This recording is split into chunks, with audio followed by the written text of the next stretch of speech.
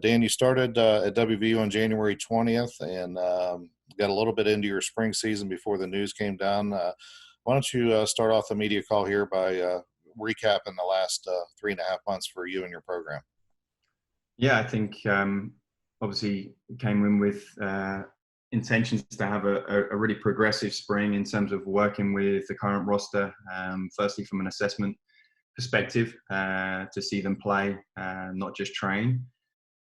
That was, I guess, somewhat dampened with obviously our current pandemic.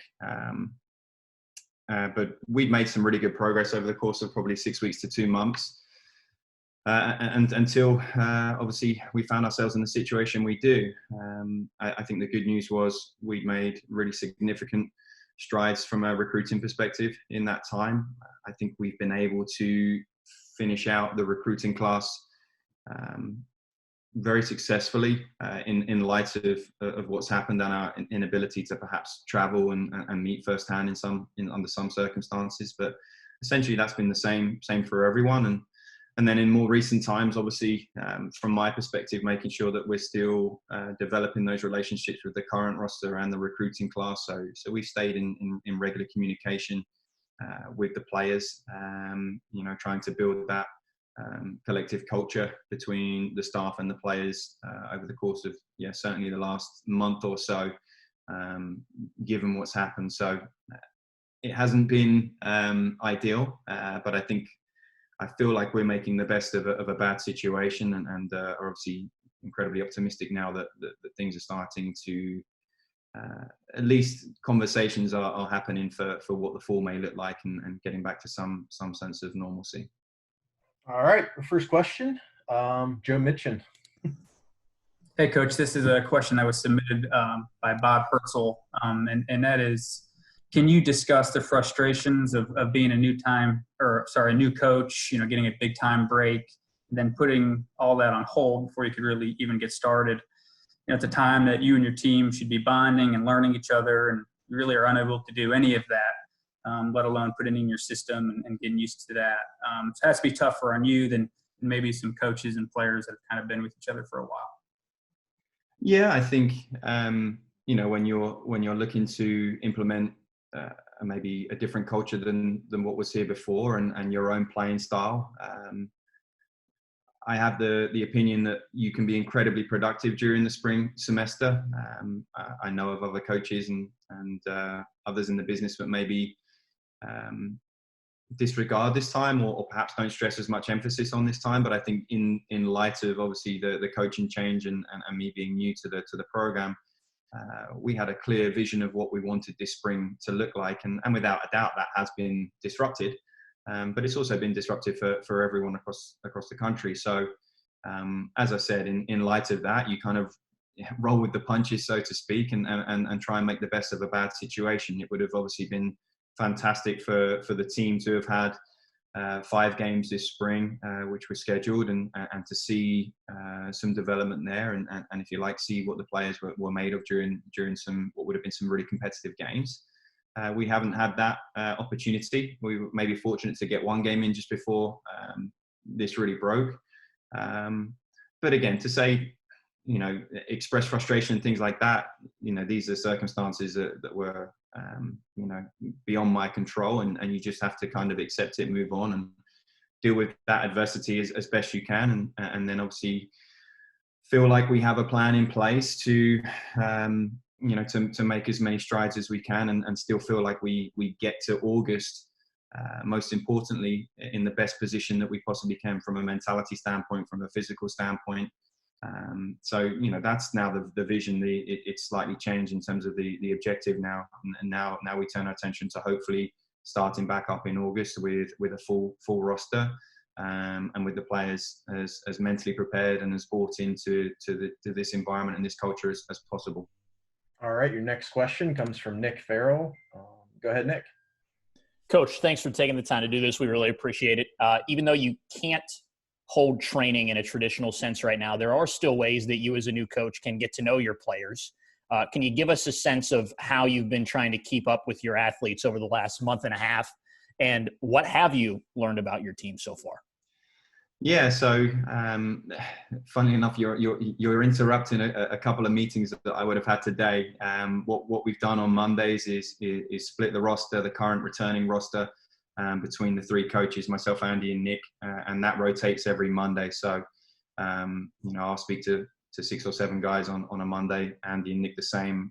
We'll then reconvene and discuss anything, and that rotates every week. So the players, the returning players, have had a familiar face, shall we say, every Monday from the coaching staff, and then similarly we do the same on Wednesday with our committed recruits or our signed recruits as well, and similarly they rotate as well. So if they speak to me one week, it won't be for another 3 weeks that they hear from me again. That's been quite beneficial because firstly I want there to be that unanimous sense amongst the staff that we are building relationships collectively, and that we're in sync in regards to our communication with the players. I think one of the things that we've challenged, certainly I've challenged the players to do, is to see this as an opportunity to maybe pick up an additional hobby, learn something, or develop a skill that they didn't have before, and see this as, okay, while it's frustrating that we're not on campus and we're not training and playing, what's maybe something that they've always liked the sound of, like the idea of, that they haven't been able to commit the time to, that now they inevitably do have the time to try and achieve. So that's been quite entertaining to listen to some of the feedback the players have given us from that perspective on their hobbies and different things like that. An incredibly common question might be what they're watching on Netflix at the moment, and I can assure you they're doing plenty of that too. So it is a sense of making them continue to feel more and more comfortable with the staff, and if you like, with the change. And then a couple of other things that we've had in place and will continue to work on. We hosted a quiz a couple of weeks ago, which went down really, really well with the guys via Zoom, and we had the families involved as well. So that was good fun, and we'll keep that up as well. Those are more from if you like, that social interaction and again that level of comfort and familiarity with the staff. We've also rolled out some other initiatives and ideas on having the players look at with a bit more reflection on last season and where they want to be come August, and what those objectives look like from an individual standpoint, and their personal development as well. So as I said, trying to make the best of a bad situation. It would be certainly far more convenient for us to all be in the same place and doing that from campus. But thanks to Zoom and other social media and video platforms, we've been able to feel like we're still interacting with the players on a fairly regular basis. All right, your next question. Go ahead, Coach Hunter. So Dan, it sounded like you got some work in the spring. What did you see during that work? And then what are the things that you really thought you missed because you obviously had to cut it short? Yeah, I think firstly from a training perspective, incredibly coachable group, but that was really, really encouraging. I remember thinking back to the interview process when I met with the two captains at the time, Stephen Zukeski and Kevin Morris. One of the things that they felt was really strong within the group was that locker room, the culture within the group, and that was apparent to me very early on in my time. They bought into some changes in what we've done tactically, which I certainly appreciate how coachable they've been from that standpoint. But the game doesn't always translate when you go from training directly into a game. Certainly not in the format of the spring. So we weren't quite as good as we could have been when we played UMBC for the first game in the spring, and really felt like that was going to be a platform for something to build on and show that what they had shown in training could translate when it came to a game day, when it came to slightly different pressure and obviously a different opponent as to playing against one another in training. So we really would have benefited from having those additional fixtures and showing the learning curve and the progress that not only we would have made tactically, but what they would have made in terms of their levels of confidence, which again was something that I really wanted to stress that and emphasize that to the players. At the end of the day, it doesn't matter too much what we do as coaches. If the players feel comfortable and feel confident going into the game, then we'll have a pretty good chance of being successful. And I think that those were some of the strides that I really felt like we could take this spring, and perhaps were certainly cut short in light of the pandemic. Your next question from Derek Red. Go ahead, Derek. Hey, Dan, I didn't get to see you before you left Charleston. Congratulations on the new gig, man. Thanks very much. Hey, you haven't been bashful in or reticent in changing up what you do to fit the folks you have. Have you had enough time? Do you have enough time in the spring to kind of get an idea of what this team, this roster is going to be? And if not, how much are you chomping at the bit to do that? And are you worried that a compressed schedule might be a big hurdle for that? I think firstly, with if you like, what I inherited for the spring, we had to take a look at, all I could work with was exactly what I had here and now. So we did make some changes this spring that fit what we perceive to be the strengths of this group currently. And as you know, that can change substantially through a recruiting class. So I was pleased with, again, how adaptable the players were and how coachable they were to something that they conceivably had never worked on before in terms of the system that we put in place. It would have been certainly nice to work on that for a little bit longer. I do think that is an option for us going into the fall semester as well. But I've always been of the opinion that you recruit the best players and the best people that you can. Of course, you have a sense of what you need positionally, but until you have that here on campus, to make assumptions on exactly what you're going to do, I think is to be a little naive maybe. In an ideal world, we'll have a full preseason with a full roster with all our recruits coming in, and then we'll make decisions on, okay, how do we make the system of play, the style of play fit the strengths of the individuals that we have here on campus. I guess that aspect of things is very much up in the air right now, just with the number of international recruits that we plan to bring in. So again, we'll see. That'll remain to be determined based on obviously what happens with a number of things for those international players, and then exactly what players are here come day one of preseason. Your next question from John Antonik. Go ahead, John. Yeah, curious. You mentioned international players with the travel restrictions. How has that impacted what you've done? I know you have a lot of connections in Europe. I noticed that your signing class, you announced domestic kids back in April, I guess, 8 total.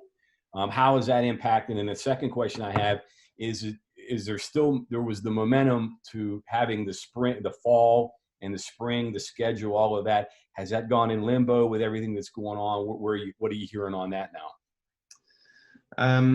To answer your first question, I think, it's tough to say exactly how it's going to impact things, because there is a scenario that we're obviously very optimistic for, which has them all here at the start of the season, and we're sort of carrying on as per usual. It was always going to be incredibly difficult to put in any type of contingency plan from a recruiting perspective because of the timing of that transition from a staffing perspective, and the reality, quite honestly, that when you get to January, February, there's a very, very good chance that the majority of the most talented domestic players have already been recruited, already signed NLIs. So we were glad to squeeze the additions that we did domestically within that recruiting class. And then obviously we're very, very happy with the international recruiting class that we've brought in. My hope is obviously that, as we've seen within this country, certain states have gone into phase one, and some states are further ahead than others. I believe that'll be the case within Europe and within across the world, that some people are going to have the peak of their pandemic at different times to others. So we're monitoring very closely what those respective countries that we have recruits coming in from are doing, and kind of where they are in their process. And again, I'm certainly cautiously optimistic that some things will open back up to allow them to be here for the start of the season. To say there's a contingency plan would be incredibly challenging because of just simply where we are in this process, in light of kind of when this came to fruition, the true sense of reality of how serious and significant this was. We were probably too far along with our recruiting class at that point to really pump the brakes and then go in a different direction. So yeah, we're fully committed to the group of players that we have coming in, regardless of what country they're coming from, and certainly incredibly optimistic as to the talent and the quality that we have coming in to help supplement the team. If you wouldn't mind repeating your second question, that was a bit more of a substantial answer than I expected to give you, maybe.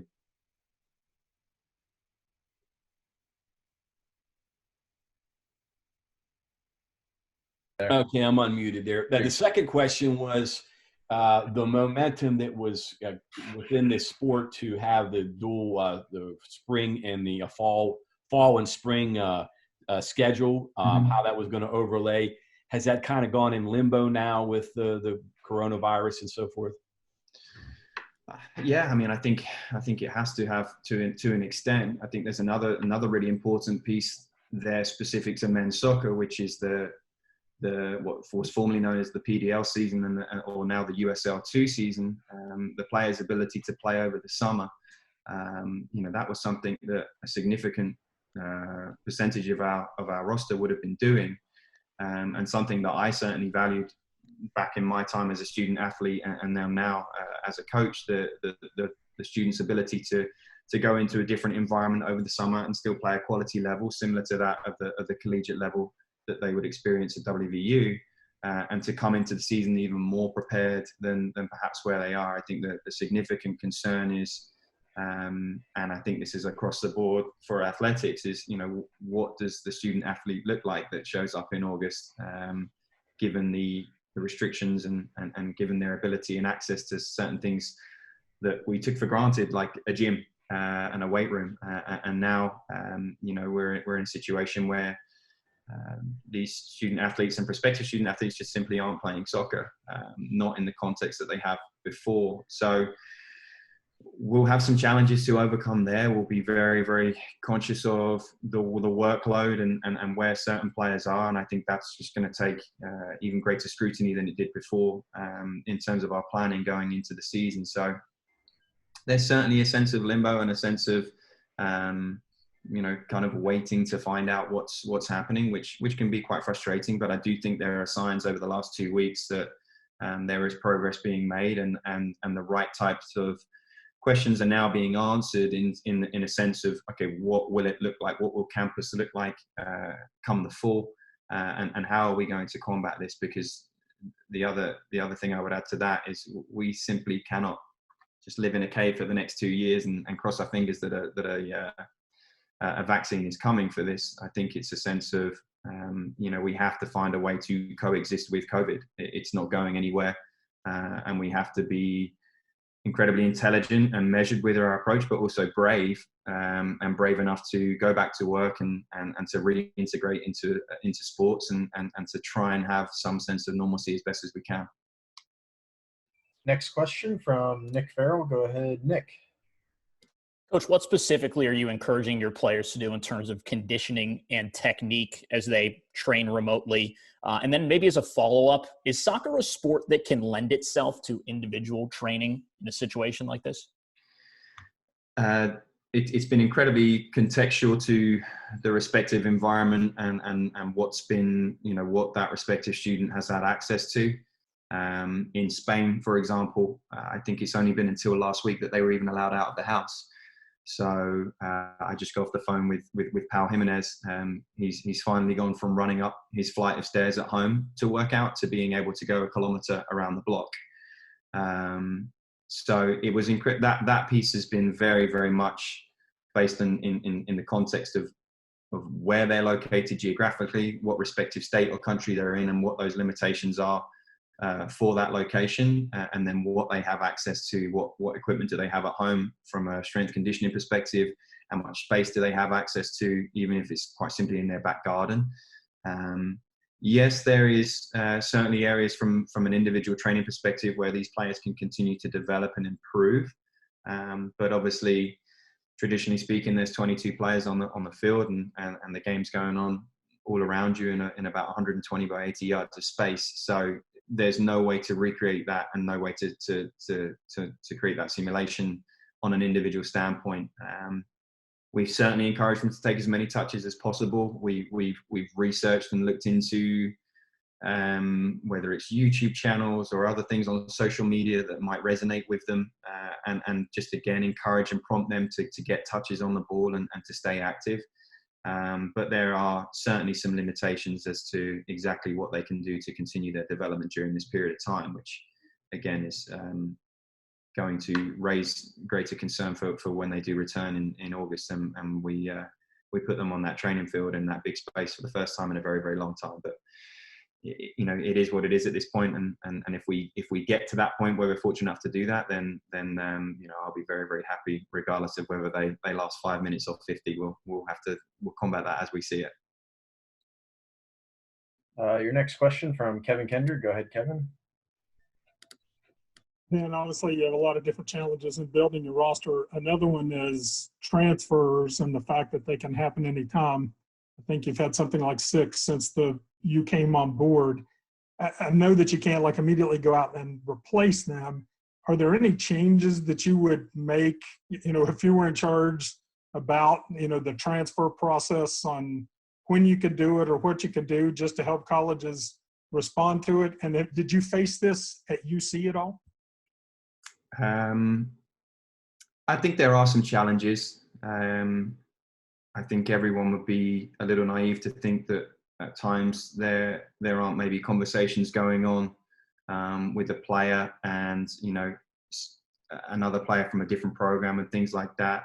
I think at the end of the day, you're dealing with young men, young adolescents who the emotional roller coaster perhaps that they can go on during their experience, when things are difficult, it's easy to look and go, okay, you know, I'm going to go somewhere else. I'm going to find an opportunity elsewhere. I think transfers can be incredibly important and relevant, and sometimes the face doesn't fit, and sometimes that's the right thing for the student athlete to do. So personally, I don't have a great deal of issue with it, because I think my approach is to be incredibly transparent with the student athlete from day one, from the recruiting process to, you know, once they are part of the program, and what our feedback is to the player. So if they then make the decision to transfer, it's with all the available information. I think it's those who are maybe less informed, that maybe the student athlete may jump the gun in terms of what their decision is in terms of who they go and play for,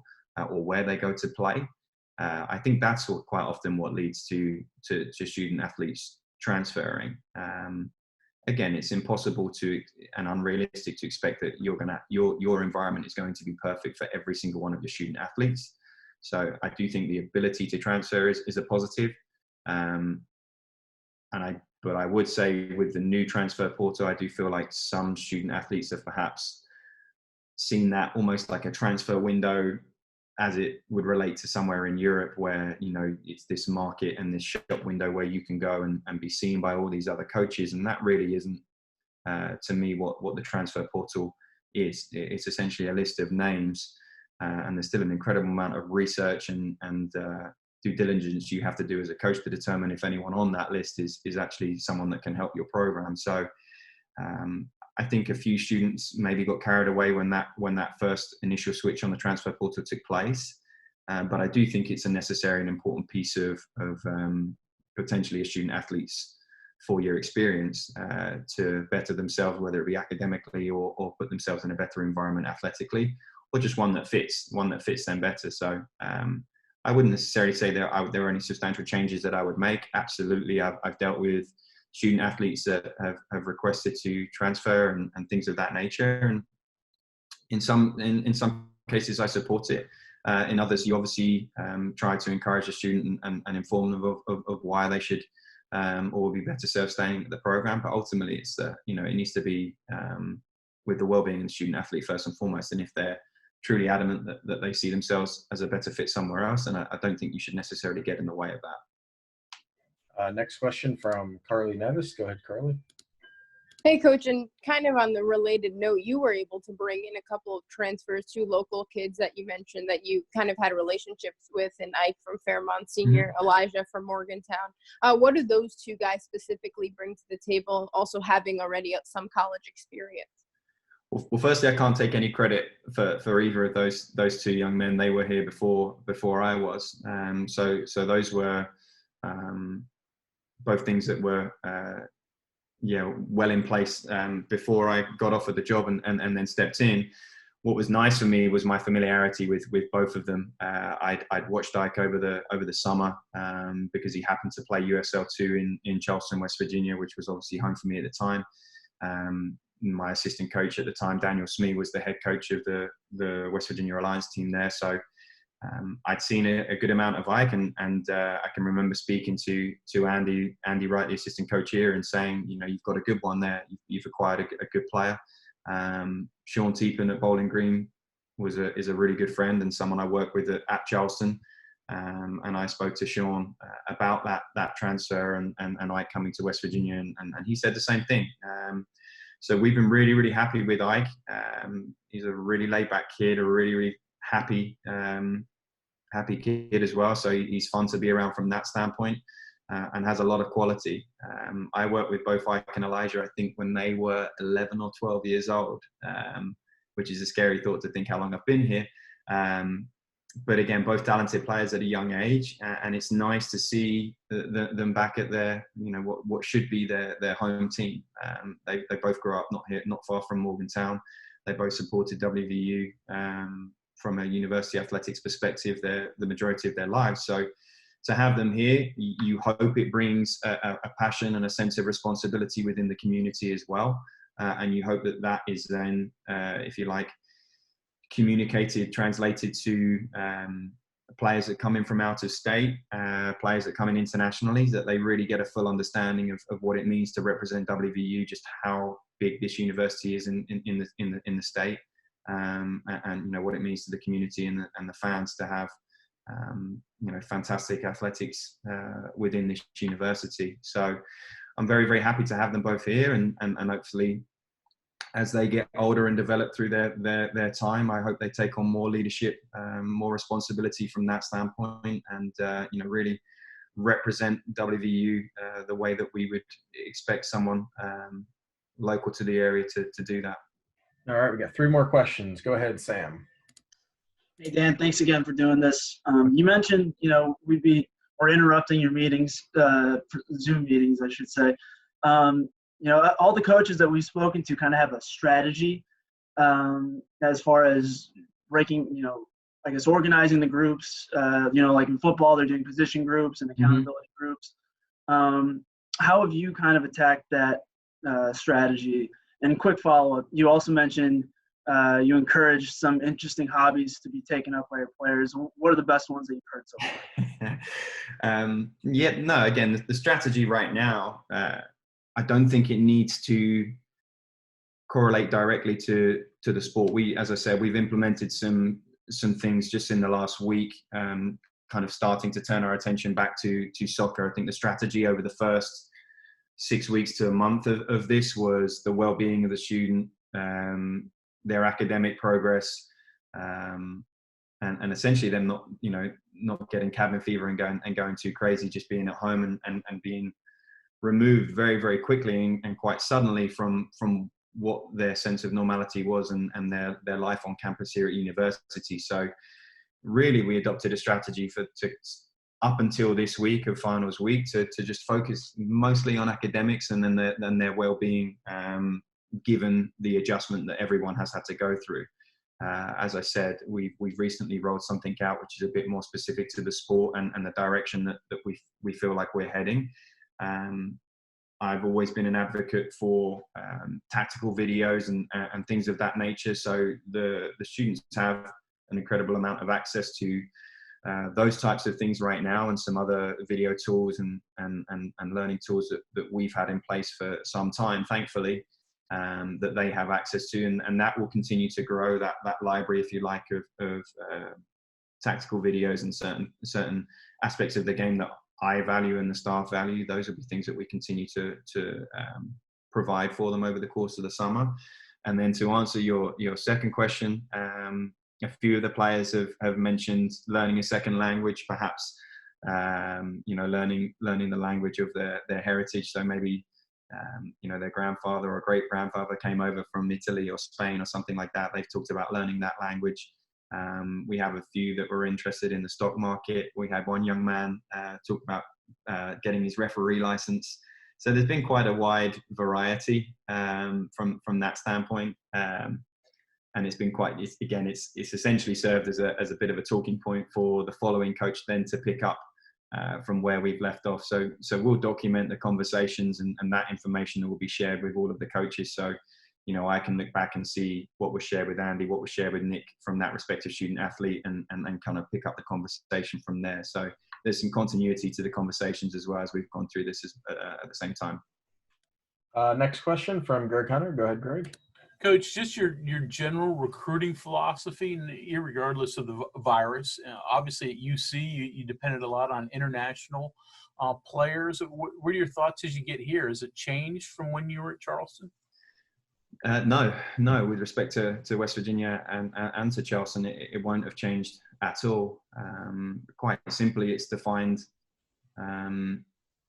the best players that are available within a global market, and very much including here in the US.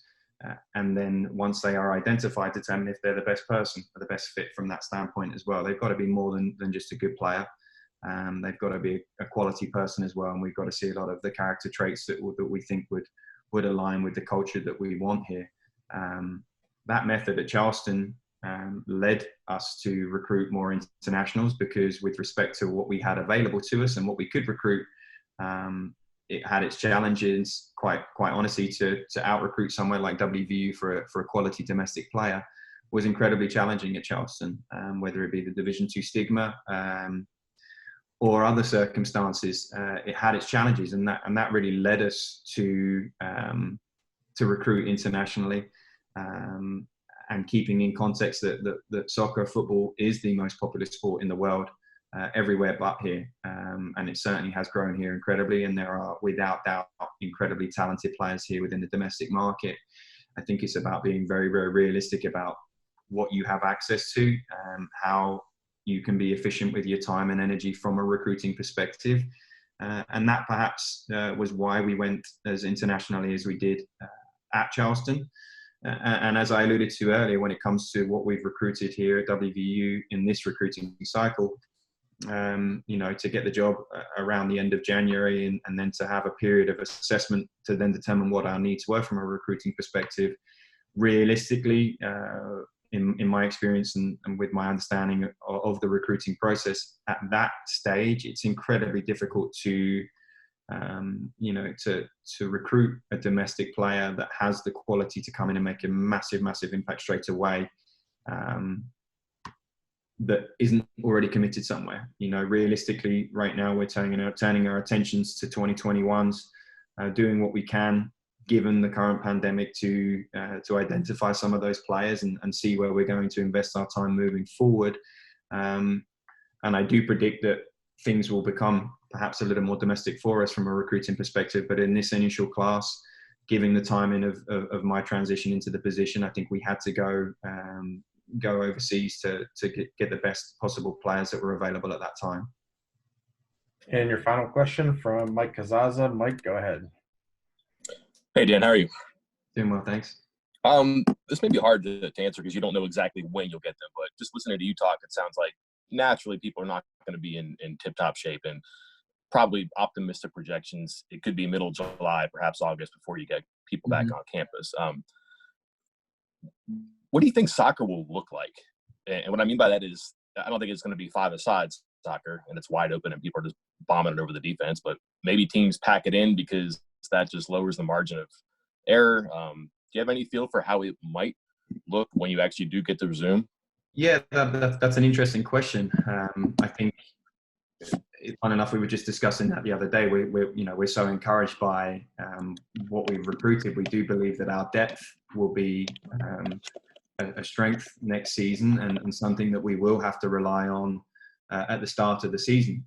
To be honest, that's been a strategy that we've had over the last 6 years at Charleston, and one that's worked incredibly well for us for the most part, allowing us to get off to a good start at the beginning of the season when quite simply players are still getting up to 90 minutes fit. and then utilizing that on the back end of the season in December when the volume of games is so high that the game or the performance has the potential to deteriorate because of the condition of the players. So that's something I'm familiar with, I would say. Something that we have openly talked about, maybe relying upon a little more than we have in the past. What that does for other teams and how they change is going to be entirely up to them. The intent will be, what measures can we bring into place and take to make sure they come in the best condition that they can. They're going to get a summer program here soon that we believe will help facilitate that development and that conditioning come August. And if they're in a position where they can show us early in preseason that they're in good condition, the intent will always to be play with a high intensity and to feel like we're one of the fittest, if not the fittest team in the country. I'm incredibly greedy in terms of what we want and ambitious in terms of what I want for this program. So ultimately it is a running game. So they have to come in good condition and they have to be prepared to do that. Now, if they only have the capacity to do that for 20 minutes and not for a full half, I believe that we will have the depth this year to be able to combat that and accommodate those challenges in terms of where they're at in terms of peak physical condition. So yeah, I don't think we're in a position right now to make too many predictions in terms of what that looks like. We need a clearer picture of what preseason will be. As I said, it's somewhat contextual. We have a young man committed from Holland, for example, who's already been told they can train 3 times a week. They just have to stand 2 meters apart, and they're not allowed to do anything in this context of like a competitive game scenario. So. For someone that probably hasn't kicked a ball for 2 months, that must sound like amazing, but that still isn't a real game. So there is progress being made and glimmers of hope throughout the world, really, in terms of sport coming back to the fray. So again, we're optimistic that the climate and the pandemic will be in a position where we are back up and running at full capacity in August. All right, appreciate it, Strats. I'll go ahead and kick it back to Brian Messerly.